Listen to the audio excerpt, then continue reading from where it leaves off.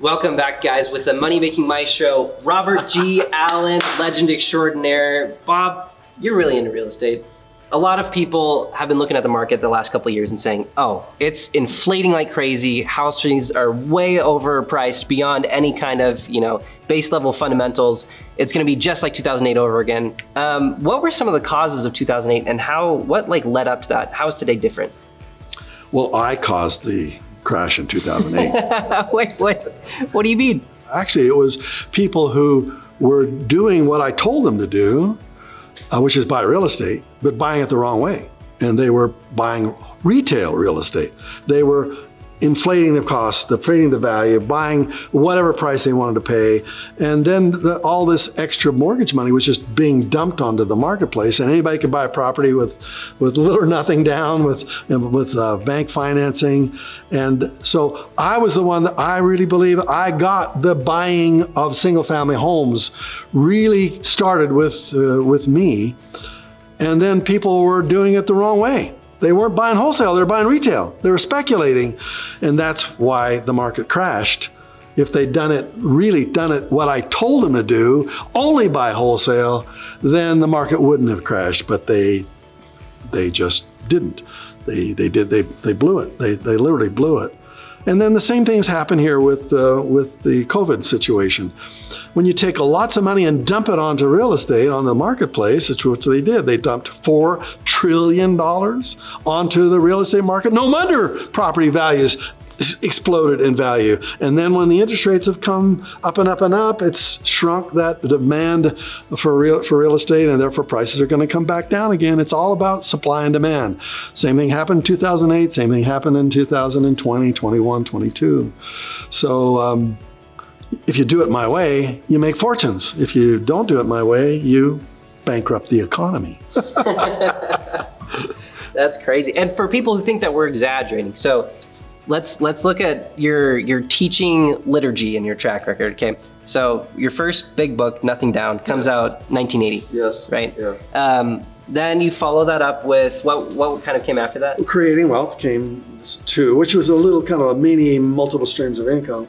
Then the challenge, this book right here, this is my third book, and this is one of my favorite ones. This took me 2 years to write this book. Thank you. I literally worked every day for 2 years on this book, and it's my favorite book, frankly.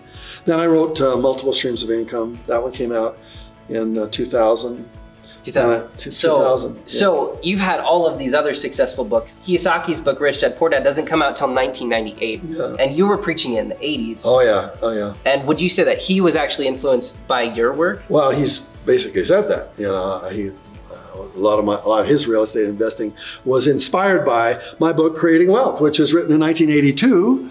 And he gave it to his wife, I think, in 1980 something, toward the end of the 80s. And it says in Creating Wealth that you should be buying 2 properties a year for 10 years. You'll have 20 properties in 10 years. You can retire and become a millionaire.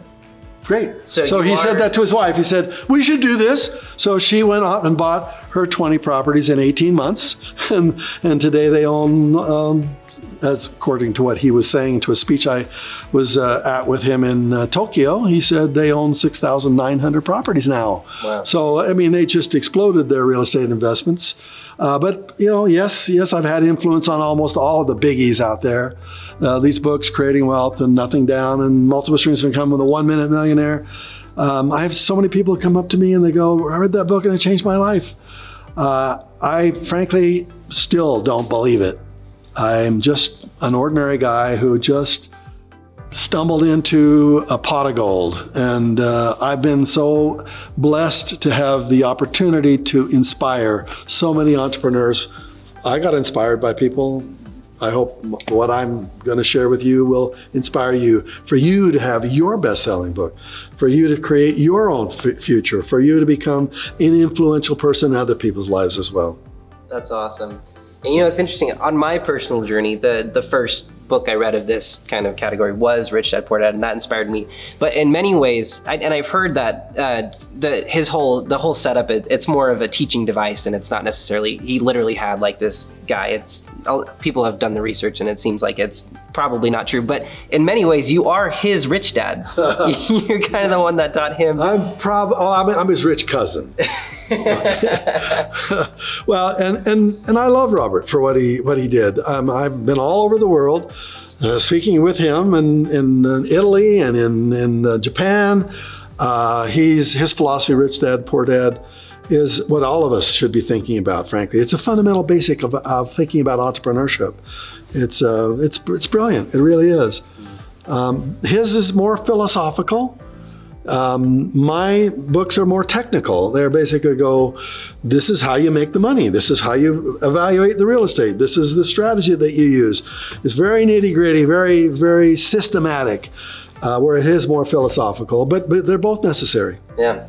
That's awesome. Yeah. And both of you, amongst many others, created kind of this real estate fever and created a lot of opportunities for a lot of people and potentially, the 2008 crash. But ultimately, if they do it the right way, if they don't overbuy, because you not only have to get into real estate, but also the methods of how you do it, and doing it responsibly and protecting yourself and not over leveraging. So.